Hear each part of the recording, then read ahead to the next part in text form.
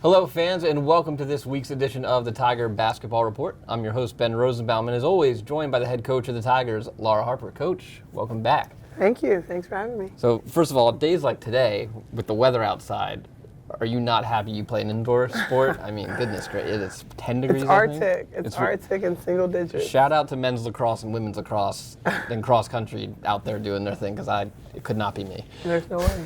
So, last week, Northeastern comes in, a very dominant win for the Tigers, 79-43. Let's start with the number I know you're probably most happy about. You already know rebounding. 51 rebounds, 26 second chance points. Just talk about the Tigers' effort throughout that whole game, especially on the boards. Of course, they know 45 to 50 is a goal. You know, even though we weren't able to get there for quite some time, I say it's still a number that breeds success. So I'm just extremely proud of us just for pounding the paint. I think I said last week we have 4 guards and 7 forwards. So how do we utilize, that kind of inbounds to our advantage, and that's how you do it. 5 Tigers score in double digits. India, Deja, Samaya Hadileh with a double-double in a team-high 16 points. And then Cadence Hadley with a 12-point outing. First of all, just the scoring, it seemed like everybody was getting what they wanted. Everyone was getting the good looks. Obviously, the rebounding helped as well. Just talk about the scoring effort before we get to Cadence Hadley.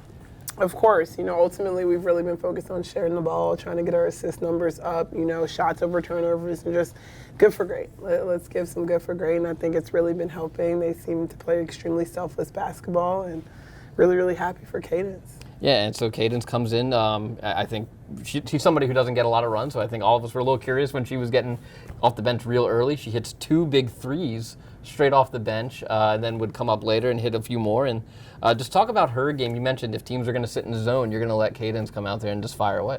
Yeah, we were celebrating her. We've been celebrating her, but ultimately she comes to practice every day, and she makes shots at a really high level, and I felt like she had a good practice. She had a good shoot-around. I'm like, we couldn't make anything to start the game. We were shooting air balls, and I said, Cadence, go get your feet set.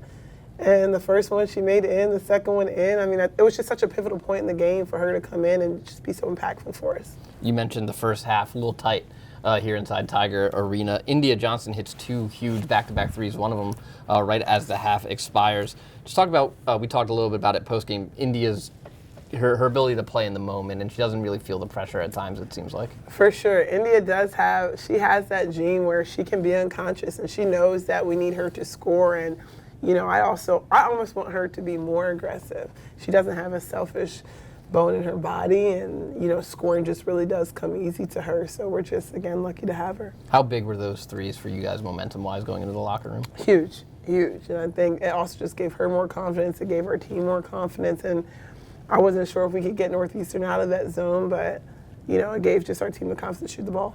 And so, yeah, a little tight at halftime. What was the conversation in the locker room? Because it seemed like you guys were getting the plays you wanted. The shots weren't falling. Northeastern was maybe hitting a couple of shots that, we didn't expect them to make at first. And again, Northeastern playing with an extremely thin roster. But they were starting to feel themselves a little bit. So what was the mood in the locker room at the break? It's really just a focus on us and our intensity and our effort and things that we've been focusing on all week. We just weren't doing it. We were playing at a pace that's not who we are. We're trying to be a physical team. We want to run. We want to demand the ball inside. And I just let them know I felt like our effort wasn't where it needed to be. So then second half, Tigers come out, pull ahead, don't look back. The fourth quarter really put the icing on the cake, 30-6 in the final quarter. Tigers shoot close to 50% throughout the third and fourth quarter. I mean, they came out. Is that what the response I'm assuming you were looking for from them out of that? Yeah, it's fun when I sit back and I say, well, they do always respond when I have very passionate, impactful conversations with them, hopefully. So it was just fun to see another gear really was turned up. And we talked about, obviously, a week ago that you very easily could have been 2-0 2 weekends ago against Monmouth and NCAT. How badly did this team need that win and not just a win, just a win where they put it together and they dominated just for the confidence? That win was very important for us. I think that was part of probably the passion that I had and just understanding how close this conference race is and that we are good enough. I think that's the biggest message. We're enough. We're good enough. We just have to play our way. You mentioned the conference race. The race continues this week on the road down in Virginia, first taking on the Hampton Pirates and then the Tribe of William and Mary, starting off with Hampton. Very similar to Northeastern, still looking for that first conference win, 0-6 in CAA play, 4-13 overall.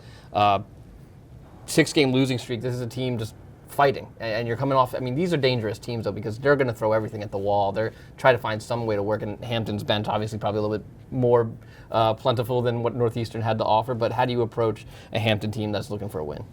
I have so much respect for Tamisha and what she's doing with that program. You know, I know from back when she was at Florida, and ultimately we have the same amount of wins as Hampton.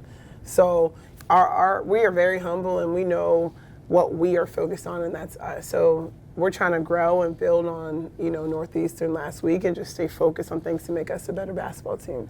Something Hampton does well, which is similar to the Tigers, is force turnovers and get steals, averaging 9 steals per game as a team, active hands. We've had games where Towson's had 6 turnovers for the game. We've had games where Towson's had 20 plus for the game. How do you make sure that, especially the guards, are ready and alert and taking care of the ball against Hampton?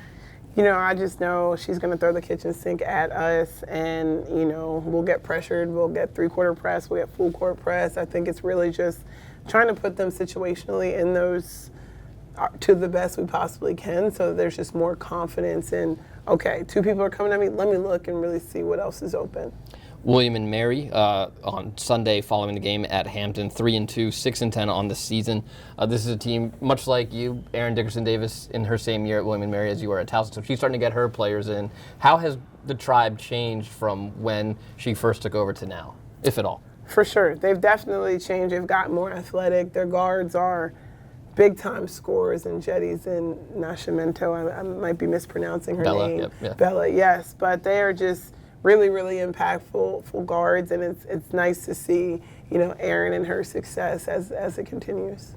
One thing we've all seen from William and Mary throughout the years, coaching changes, they're going to have a couple of players who can shoot the 3. Of course. How important is that to make sure you're guarding the perimeter, not let anybody go off?